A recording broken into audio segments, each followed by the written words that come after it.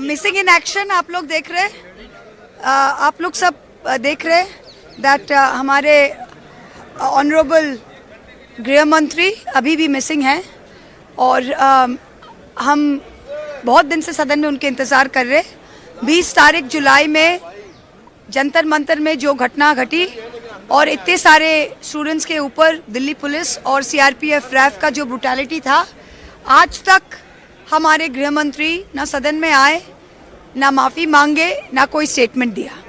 तो today again from the 20th, today is the 6th of August, it has been almost 2 weeks, he is still missing in action, and we would appeal through the media to all the citizens of India that here लापता है भाई, लापता है, देश के गृह मंत्री लापता है, लापता है, लापता है, अमित शाह जी लापता है।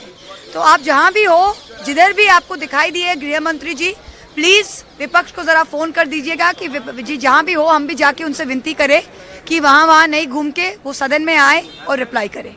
This video is presented by OSM group. आपके घर की क्वालिटी कंस्ट्रक्शन, प्रीमियम इंटीरियर्स और बेस्ट बिल्डिंग मटेरियल्स के लिए OSM रहेगा आपकी बेस्ट चॉइस। फ्री कंसल्टेशन के लिए जरूर विजिट करें OSM ऑफिस।